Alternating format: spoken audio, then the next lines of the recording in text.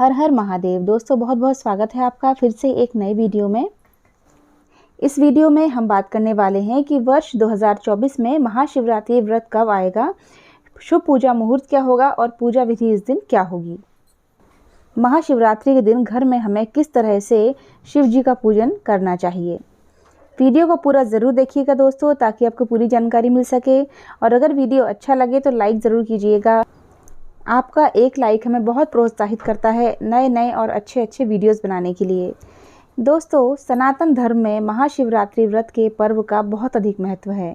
पंचांग के अनुसार फाल्गुन महीने के कृष्ण पक्ष की चतुर्दशी तिथि की शुरुआत 8 मार्च 2024 को रात्रि 9:57 पर होगी और इसके अगले दिन यानी कि 9 मार्च 2024 को शाम 6:17 पर तिथि का समापन होगा।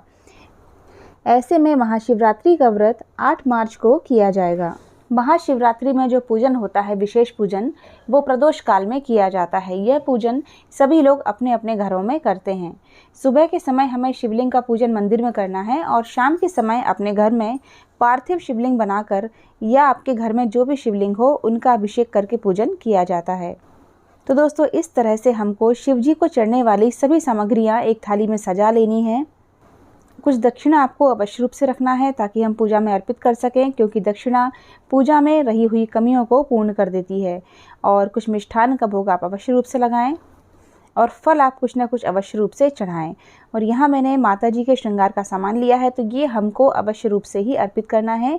अगर आपके पास ज़्यादा सामग्री नहीं है, आप नहीं अर्पित कर सकते, तो कम से कम एक सिंदूर की डिब्बी और एक बिंदी का पत्ता आप माता जी को अवश्य रूप से अर्पित करें। बाद में आप चाहें तो इस सामग्री को किसी को दान में दे सकते हैं या खुद भी इस्तेमाल कर सकते हैं। जिस स्थान पर आपको महाशिवरात्रि का पूजन करना है, उस स्थान को आप अच्छे से स्वच्छ करके वहाँ पर आटे से अष्टदल कमल बना लें, उसके ऊपर चौकी रखें। शिव जी की पूजा में सफ़ेद कपड़ा बिछाया जाता है। अगर आप चाहें तो सफ़ेद बिछा सकते हैं, नहीं तो फिर आप पीला कपड़ा भी बिछा सकते हैं। महाशिवरात्रि का जो दिन है वो शिव जी की शादी की वर्षगांठ के रूप में मनाया जाता है। तो इस दिन आपको अच्छी प्रकार से पूजन करना है। शिव जी और माता पार्वती का ध्यान करते हुए इस दिन को आपको व्यतीत करना है। महाशिवरात्रि का व्रत स्त्री पुरुष दोनों कर सकते हैं, घर की सुख समृद्धि और खुशहाली के लिए। और कुंवारे लड़के लड़कियां इस व्रत को अच्छे वर या अच्छी पत्नी की प्राप्ति के लिए करते हैं।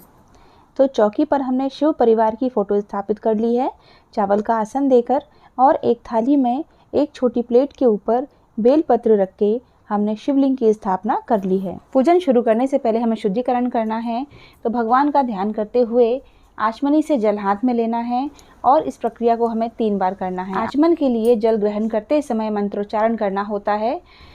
ओम केशवाय नमः, ओम नारायणाय नमः, ओम माधवाय नमः, ओम ऋषिकेशाय नमः। चौथी बार जब हम जल हाथ में लेते हैं तो हमें हाथ धो लेने हैं और पूजा शुरू करनी है। मैंने हाथ में चावल और पुष्प ले लिए हैं और एक सिक्का रख लिया है।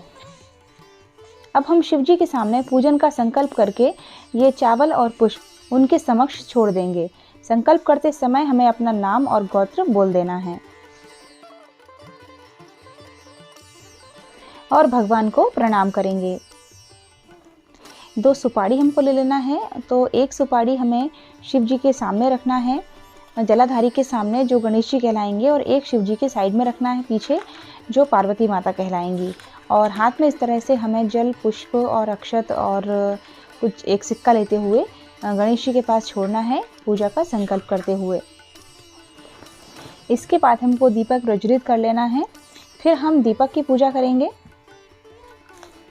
सबसे पहले जो हमने गणेश जी विराजमान कर रखे हैं सुपारी के रूप में, उनका हमको पूजन करना है, जल अर्पित करेंगे। उसके बाद पंचामृत अर्पित करेंगे। उसके बाद हम वापस से जल अर्पित करेंगे, शुद्ध तक स्नान करवाएंगे उनको, और उनको अबीर, गुलाल, सिंदूर सभी चीज़ें अर्पित करेंगे। चंदन और कुमकुम और जनेऊ उनको अर्पित करेंगे।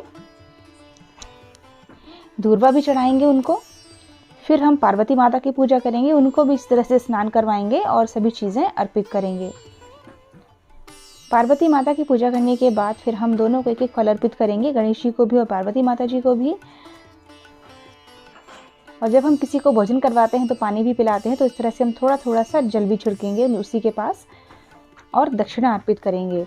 आप चाहें तो कुछ सिक्के रख सकते हैं पूजा में, तो एक एक सिक्का आप गणेश जी को भी और माता पार्वती जी को भी अर्पित करें। इसके बाद हम शिवलिंग का पूजन करेंगे। तो शिव जी को हम पहले जल से स्नान करवाएंगे।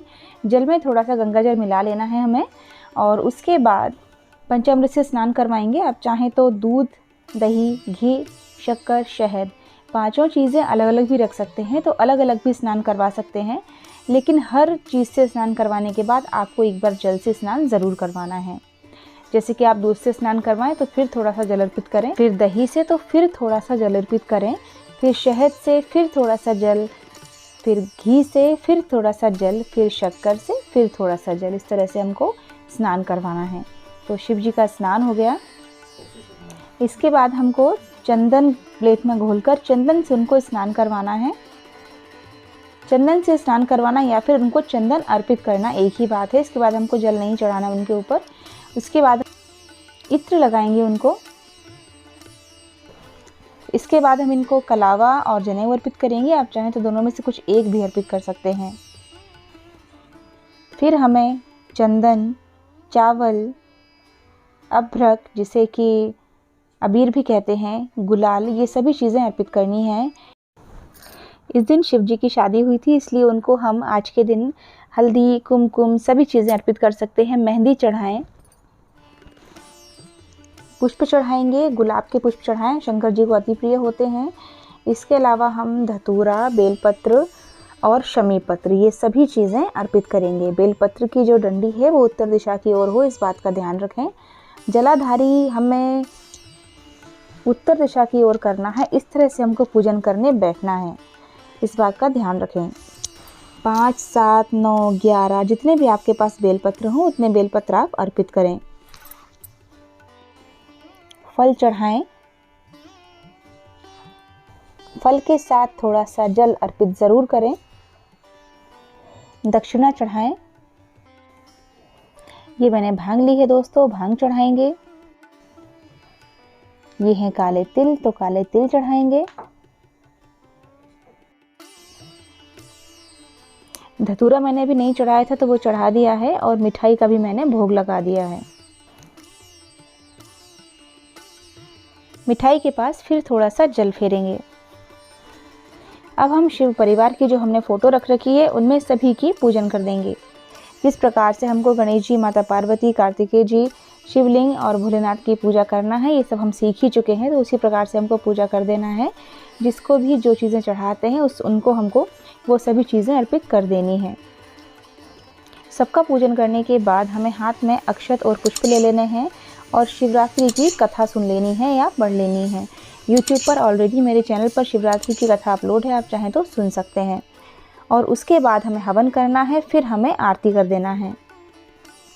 भगवान के पास का दिया नहीं उठाना है, दूसरे दिए से हमको आरती करना है। ओम जय शिव ओमकारा आरती करेंगे। उसके बाद हम कपूर से आरती करेंगे और आरती ठंडी करने के बाद सभी देवी देवताओं को आरती देंगे। घर में सभी को आरती देंगे और पूरे घर में आरती घुमाएंगे ताकि घर की नेगेटिविटी दूर हो सके। तो दोस्तों, चाहे प्रत्येक महीने की शिवरात्रि हो या महाशिवरात्रि हो, सभी शिवरात्रि में हमको इसी तरीके से पूजन करना होता है। चाहे तो आप 4 प्रहर का पूजन कर सकते हैं, नहीं तो प्रदोष काल का पूजन ही पर्याप्त है, चाहे तो इतना ही कर लें। माता पार्वती की सामग्री भी हमने माता जी को टच करके रख दी थी साइड में, तो वो सामग्री आप चाहें तो किसी पंडितानी को दे सकते हैं या घर में किसी अपने जो मानदान होते हैं जैसे ननद वगैरह, बेटी वगैरह, उनको दे सकते हैं। तो इस तरह से हमको पूजन करना होता है हर महीने की शिवरात्रि और महाशिवरात्रि का भी। उम्मीद करती हूँ दोस्तों आपको वीडियो ज़रूर अच्छा लगा होगा। एक बात आपसे और कहना चाहूँगी कि जो हमने भोग चढ़ाया है, देखिए आप, मैंने थाली के अंदर एक भी नहीं चढ़ाया और भगवान को टच भी नहीं किया। शिवलिंग को टच किया हुआ प्रसाद नहीं खाया जाता, इसलिए जो भी प्रसाद हम चढ़ाएं उनको हमको अलग से ही चढ़ाना होता है ताकि वो प्रसाद हम खा सकें। कई लोगों का ये सवाल होता है कि शिवलिंग पर चढ़ा हुआ प्रसाद खाया जाता है या नहीं। तो शिवलिंग पर चढ़ा हुआ प्रसाद नहीं खाया जाता है, लेकिन शिव जी को लगाए हुए भोग को हम अवश्य ही खाएं। शिव जी को लगा हुआ भोग अगर हम खाते हैं तो वैसे भी हमारे बहुत से पाप नष्ट होते हैं और हमें उनका बहुत सारा आशीर्वाद प्राप्त होता है। शिव जी तो हैं ही भोले भंडारी, जो एक लोटा जल से ही प्रसन्न हो जाते हैं और अपने भक्तों को मनचाहा वरदान देते हैं। तो दोस्तों, अगर आपका और भी कुछ क्वेश्चन हो तो आप मुझे कमेंट बॉक्स में पूछ सकते हैं, अगर कुछ समझ में ना आया हो तो। दोस्तों, हरतालिका तीज और शिवरात्रि ये 2 ही ऐसे त्यौहार होते हैं जिनमें पार्थिव शिवलिंग को रात भर रखा जाता है, तो रात भर रखने के बाद आप सुबह के समय ही इनका विसर्जन करें। किसी बर्तन में डालकर अच्छे से पानी भरकर उनमें विसर्जित कर दें। जब ये अच्छे से गल जाएं तब आप उस जल को घर में ही किसी गमले में डाल दें, या फिर आप इनको किसी नदी या तालाब में भी विसर्जित कर सकते हैं, जैसे आपकी सुविधा हो वैसा कर लेना। इसी तरह की और भी जानकारियों के लिए और भी वीडियोस के लिए हमारे चैनल से ज़रूर जुड़े रहिएगा। इसके लिए आप हमारे चैनल को सब्सक्राइब कर लीजिए और बेल आइकन को ऑन कर लीजिए, ताकि हमारे द्वारा अपलोड किए गए सारे वीडियोस की नोटिफिकेशन आपके पास पहुंच सकें। और अगर वीडियो अच्छा लगा है तो वीडियो को लाइक करके कमेंट बॉक्स में हर हर महादेव ज़रूर लिखिए और दूसरों के साथ भी ये वीडियो शेयर कीजिए।